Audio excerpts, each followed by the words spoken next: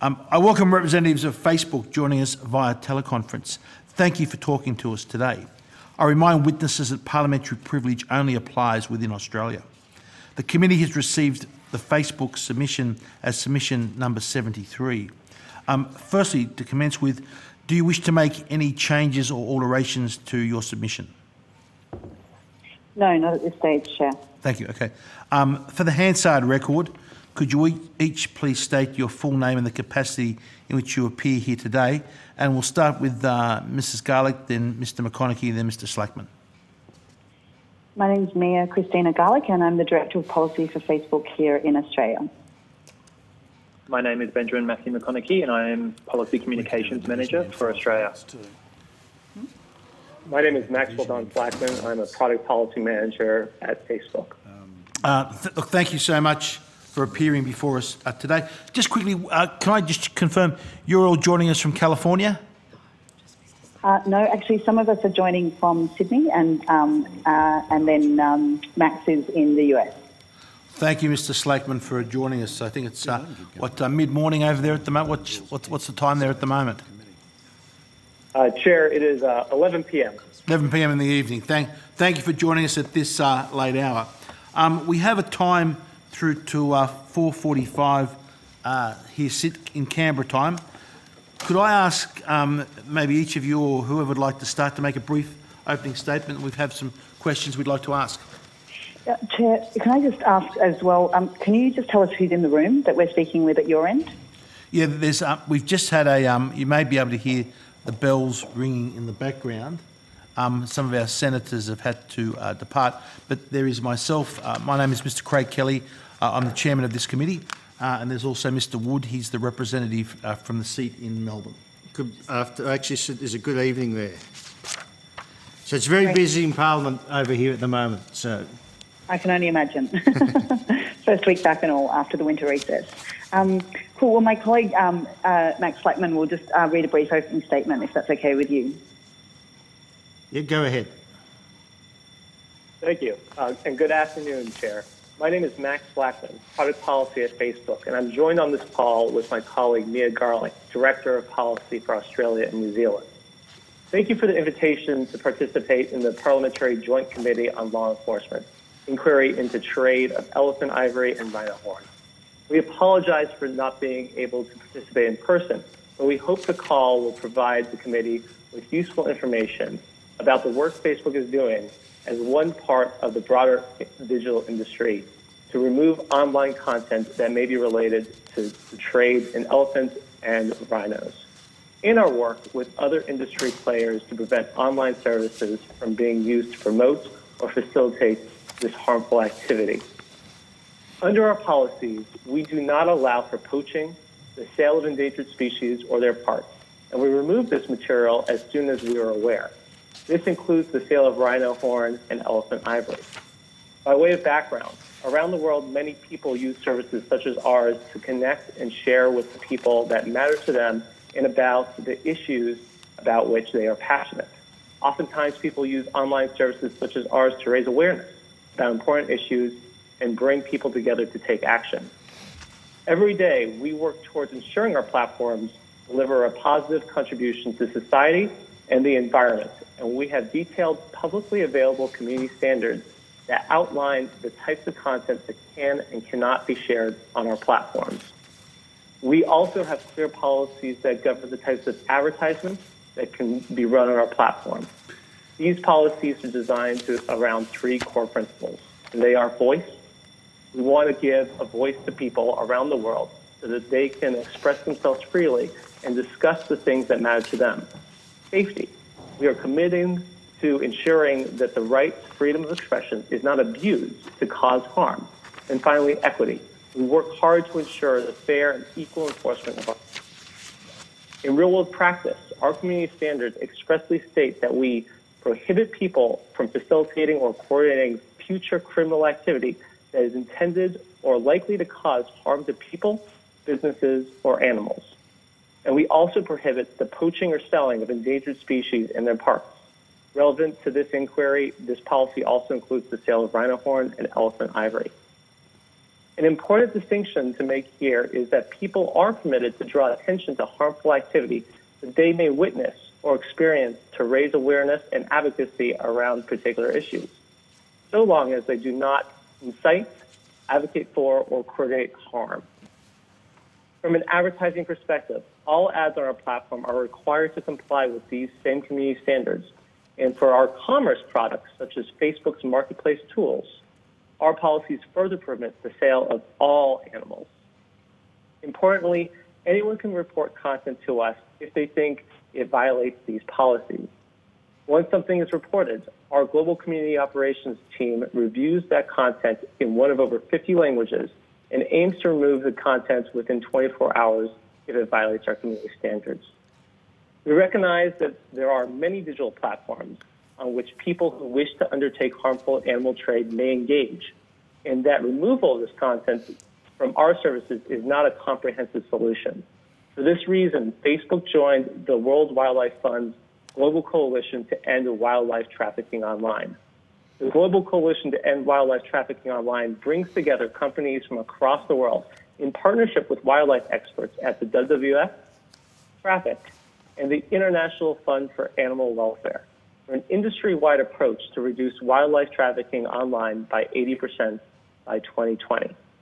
Facebook is actively working with the coalition and other external stakeholders to further refine our policies, detection, and enforcement. We're grateful for the work that law enforcement and safety officials perform around the world to keep our communities safe from crime, and we're committed to doing our part to help. Facebook strongly supports law enforcement efforts to disrupt the sale of endangered animals and the trafficking of ivory and rhino horn. To support law enforcement's efforts, we receive, process, and respond to government and law enforcement requests related to these abuses via our law enforcement online request system, in accordance with all applicable laws and statutes and our terms of service. We look forward to taking some time now to answer any questions you may have in order to assist the inquiry's consideration of the important issue. Thank you. Thank you, Mr. Slackman. Ms. Garlick or Mr. McConaughey, any opening comments? No, none from us. Okay, thanks. Maybe I could start off with just a few questions. Just correct me, or maybe tell me if I'm exactly right on my understanding of what you've just said. Anyone from around the world could report someone making a post on Facebook relating to rhino, elephant trading or poaching and selling of endangered species and their parts. That gets reported into some system in Facebook, and then you have employees that actually look at it and make a decision whether to delete the content. Is that correct? This is correct. Every one of our community members can report within the app any post, profile, group, page, or other entity that is posting content they believe violates our community terms, service, and our community standards. And then that is reviewed by our experts in over 50 languages. Okay. So if someone was to post, put up a post of Sydney, say, ivory, genuine elephant ivory jewellery for sale, and that was on a post, is that something that, and even though that may be lawfully sold within Australia, is that something you would then delete? Chair, that is correct. Our community standards are global, and yes, we have taken a firm position on this issue around ivory and rhino horns. So instead of enforcing particular local laws, we have decided upon one global standard and made that clear upon our community standards that we will take down all content selling ivory and rhino. Right. So even if that trade was actually a lawful trade, depending on whatever regulation of that particular country, you then override that and you ban that from your platform totally? We use our community standards there, and while we very much look towards local laws in order to create our community standards, That is correct. We do have one standard across the community, and we take action regardless of where that content is posted. Okay. What about if someone was to put, say, a post up of an ornately carved piece of ivory and put the picture of it and say, isn't this a beautiful piece of artistic craftsmanship that didn't mention for sale? Is that something you would also delete under your policy? That particular piece of content, and again, the devil's in the details, so we would love to see examples of this, would be allowed on the platform because it is not explicitly selling the content. This is one of those issues that gets back to offering people a voice to discuss what they find important in their lives. And if we were to remove all mention of ivory, we would end up removing both statements about the beauty of content as well as content countering speech against the sale of ivory. Okay. So if I put up I'm not saying if someone put up a post criticising, say, proposed legislation in the UK that's going ahead, or proposed legislation, and argue that ivory trade should be made legal, is that something you would also remove? We would not remove that piece of content. It is speaking about politics and laws and is not actively attempting to sell the content. Okay. How about if someone was to post a photograph of themselves, where they shot or they killed an endangered species and were doing it like as a trophy, a photo? Do you go as far as then, and you think that could be potentially illegal activity? Does Facebook then go as far as reporting that to particular authorities in a particular country, or do you just delete the content? That piece of content would depend on whether it was poaching or, in fact, a legal attack, and we would look very closely upon that to see if there's any indication of poaching. We then will have our operations teams remove that content from the platform, and in cases where we believe there might be similar content, we'll fan out from there. We do offer, to your point about law enforcement, we do offer law enforcement the ability to provide us with warrants through our law enforcement response portal, and then we follow all local laws around that area. Okay. And also, what about if there was sort of graphic content? And I'm saying this could be done in a way to actually discourage poaching or selling of endangered species. If there was quite graphic content of a slaughtered animal, people might look at and think, isn't that horrible to look at? Is that something that you have any regulations on your platform as whether to leave or remove? Thank you, Chair. That content in a neutral or condemning fashion would be allowed on the platform. Depending on the actual image or video that's being shown, we may put up what we call a interstitial or graphic warning screen above that content so that people will be warned about the graphic nature before clicking through. If the content has any indication that it's promoting abuse of animals or promoting poaching, we would remove that content. Right. Okay. So if it was there and you judged it to be done in a way that was actually showing people, the horrific nature, of the poaching and killing of animals, to promote the trade or drive the trade in a way that lets people know or spreads the message against it, you'd allow that, but just with some type of warning on it. So long as they were not promoting the abuse, and if they were using it in a neutral caption or they were using it to condemn, we would allow it and potentially put an interstitial over it. Can you give us do you have any numbers of how many times you've actually had to remove content involving endangered species? We don't have specific numbers to share at this time. We have, however, released our community standards transparency report very recently for the first time, and it covers a number of policy takedown areas, including hate speech, nudity, counterterrorism and terrorist propaganda, and others. It does not currently include this type of content. However, we recognize that there are many digital we recognize that transparency is key here, and we will continue to update that document to include additional resources and additional information over time. Okay. I'll hand over to Mr. Wood. Yeah, just a few questions. If you have a person, for example, who has one of those kind of glory photos, like a glory hunting photo, I assume with a rhino elephant, you would take that down pretty quick, or? In most cases, yes. We would remove that content. They're promoting the poaching of that animal. But what if it wasn't illegal poaching?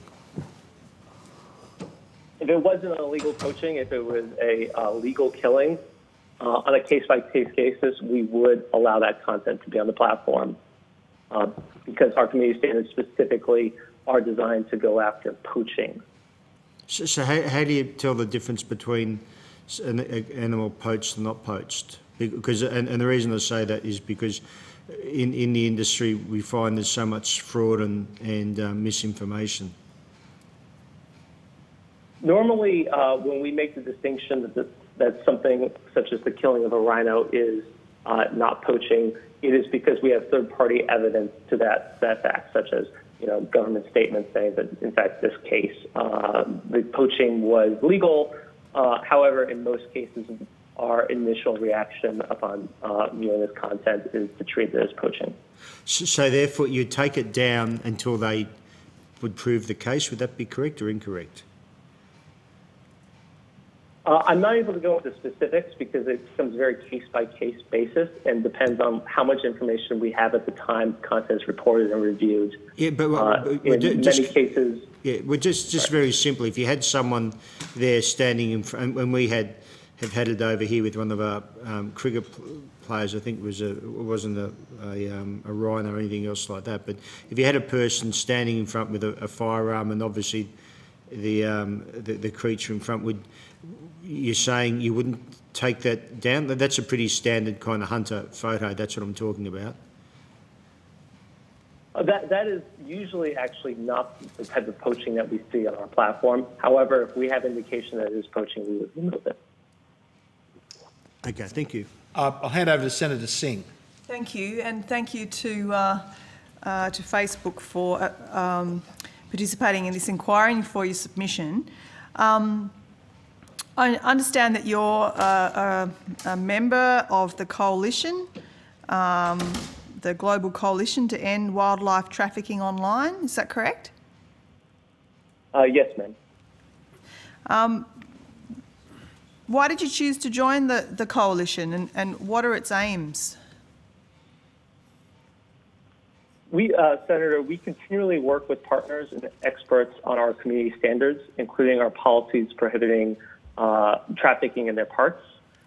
We are working with numbers of partnerships to allow us to gain a large amount of experience from many different folks in the industry, as well as in NGOs and abroad. This particular coalition was brought together by the WWF, Traffic, and the International Fund for Animal Welfare. And the coalition convenes dialogues between partners to share lessons learned and best practices. As wildlife experts, the WWF, Traffic, and IFA also provide companies with updated global and regional trend data, training materials, and policy guidance in order to help educate us and our users to spot illegal products. The coalition has helped us assess our policies and definitions of endangered species. The coalition has also provided our enforcement teams with training materials, including materials focused on elephant ivory and rhino horn. We will continue to iterate upon these training materials with the coalition and other organizations as well. Okay, so presumably that piece that you just provided to me is to help monitor wildlife trafficking via your online platforms, be it the Facebook Marketplace or the personal pages or closed groups. Is that the point? Senator, that's correct. Yeah, okay. And part of the aim of the coalition is to reduce illegal wildlife trafficking online by 80% by 2020. How are you tracking for that? We are still iterating upon our tracking numbers for this particular area. What I will say is that with the guidance of the coalition, we've helped develop these training materials, and we are actively working to improve our systems, including doubling the size of our security and content review teams from 10,000 to 20,000 over the course of this year. That investment also includes increasing the use of smart technologies such as machine learning and artificial intelligence to catch and stop bad actors of all kinds on the platform. This includes organized wildlife trafficking as well. So have you taken suspected ads down? So I think your question gets to two main pieces. One, how we handle organic reports, and two, what other systems we have for our sponsored paid advertising. In the former, organic posts, when content is reported to us and when it's posted on our platforms, we review it using our community operations team, and within 24 hours, if it violates our community standards, we will remove it from the platform. Our advertising policies, our advertisements can also be reported. However, all advertisements are pre-screened before they are put on the platform through a use of both human and automation to help us ensure that we are catching this type of content before it is posted as a paid advertisement. Okay, so with the former, the one that's not the paid advertising, how many have you taken down? We don't have explicit numbers to share that are global right now. We are looking to increase the information that we provide via the community standards transparency report, which we launched this year, to include additional policy violating areas and potentially this area as well. So how do you... And Chair, if it's helpful, I can send through a copy of the Community Standards Enforcement Report that Max was referring to. I'm not sure if you were in the room when he was explaining about that previously.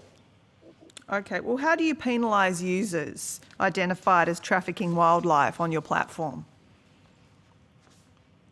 Depending on the type of abuse, if we see that there's an account that is actively coordinating and selling this content, and that is their purpose or a page or a group, we will remove it from the platform, and we will use our community operations teams to then fan out and search for any related content or entities associated with that Facebook page or group. So the penalising is just taking it down, is that right? Senator, the penalizing is removing the content specifically, and in cases where we believe an actor is working to post this content over and over again, removing their entire presence from the site. So do you take any regard for, obviously, you know, Facebook is, and you know, crosses all countries as far as where people are trading from. And if we use ivory as an example, would it be easier to penalise traffickers of ivory if there was a legislative ban, a ban on trading ivory in that particular country where the trafficker was located? Senator, for our purposes, given that we already prohibit rhino sales as well as elephant ivory sales, we would continue to remove the content and the account holders from our platforms, regardless of the local law. However, of course, we are supportive of any and all efforts by local law and by law enforcement to help go after this content. I guess this is a question for my Australian Facebook witnesses. I mean, I just looked on Facebook right now, and in Australia, I found a number of ivory items for sale. I mean, it's similar with eBay, who, you know, made it very clear in their submission they blocked or removed over 45,000 listings from their site in 2017 for violating their policy. So what are you doing about this? Sure. I mean, I think for us, it's about trying to make sure that we can educate the community that they can report this type of content to us. I did also notice in some of the previous testimony that had been provided to the committee that there was, experts as well who might be able to help us. And then I think that's also why we have these partnerships with different animal welfare groups as well who can escalate this to us. And of course, Senator, if you send through some links to any of that content, we're very happy to review it and provide specific advice about its compliance with our policies and the actions that we take in relation to it. But I think at this stage, it's still an ongoing effort for us to make sure that people are aware of how to report it to us and for us to continually try to take action. Thank you, Mrs. Garlick. With all due respect, I don't have time to be on Facebook Marketplace every day. I just did it now for the purpose of this inquiry and the fact that you as Facebook are before us. But, I just heard from Mr. Slackman that you've got all this training going on. I think you said also some kind of algorithm. So why then is this stuff still appearing? Is Facebook really not taking this seriously as far as, I would hope that you are because you're a member of this coalition to end wildlife trafficking online. But one of the issues that we have as potential legislators or policymakers is if we put in a domestic ban, how does that not stop the online trade? And if you're just kind of sitting back and waiting for the community to tell you it's there rather than actually having your own processes and checks in place, I can't see how that kind of fits with you being part of this coalition.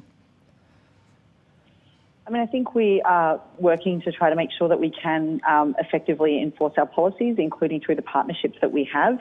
I wouldn't want to represent that it's a perfect system, as I think you've ably demonstrated, but I think it's something where we will continue to try to improve to make sure that we're able to actively enforce all of our policies. And I think another challenge that we also face is that bad actors are very determined and, they will often iterate their strategies. And so we also need to adapt. And this is where, working with community partners and having users report content to us, it can help us continue to stay up to speed. Have you ever reported suspected wildlife trafficking in Australia through your platform to Australian authorities? So, Max, I don't know if you want to talk more broadly about how we work with law enforcement, but for us, we do respond to law enforcement requests when they are asking us for access to data, and we do have working relationships with them around a range of different subject areas. So I'm not sure that we've gone into the detail of specifically this type of content relative to other criminal offences, but certainly it's just whether or not you've reported yourselves. I understand you're talking about sharing arrangements with law enforcement, going the other way, but I'm asking, has Facebook ever made reports to law enforcement? So typically we would surface issues to law enforcement where we think there's threats to life. That's usually where we would reach out to them proactively. Human life, were we talking, not the life of an elephant? Is that right? As far as I'm aware. That is correct, Senator. We reach out to law enforcement if we learn of content that we believe reflects a credible threat or imminent harm to human life.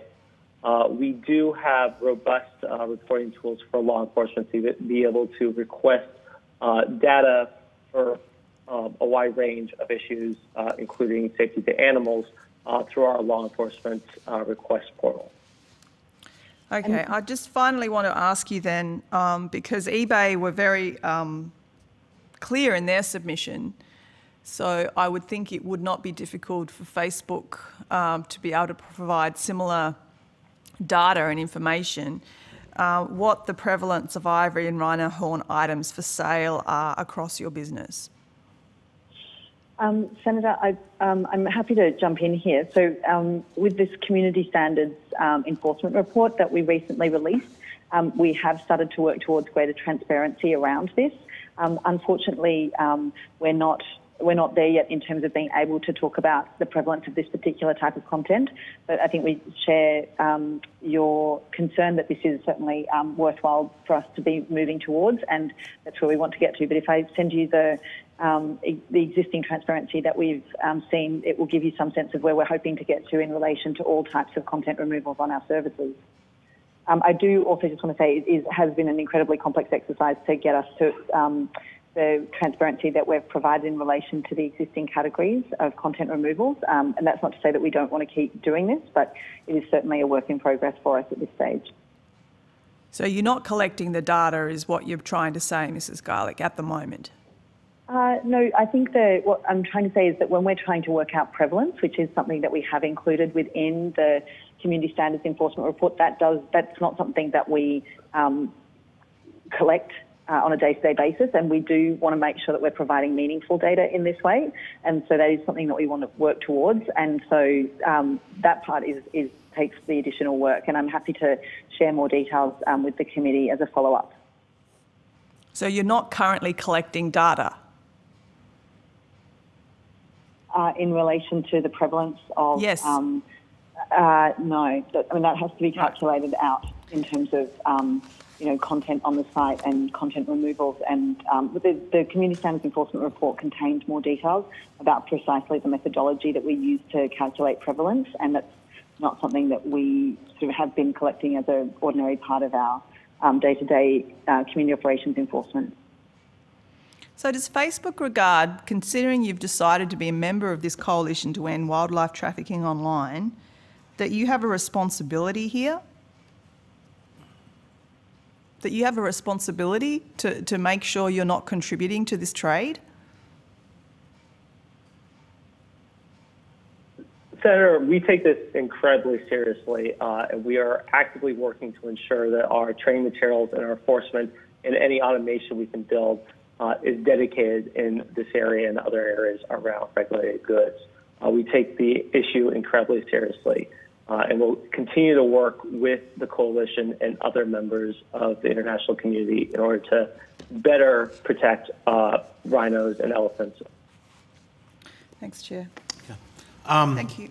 Thank you, ladies and gentlemen. We greatly appreciate your time today, especially in California, and we also send our wishes to all those affected by the wildfires in California at this moment as well over recent weeks.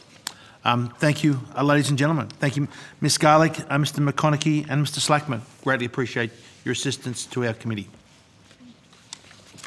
Thank you so much for the opportunity, Chair and Senators and Mr. Wood, and good luck with your further deliberations, and we will send the follow-up materials that we've mentioned during our conversation. Thank you.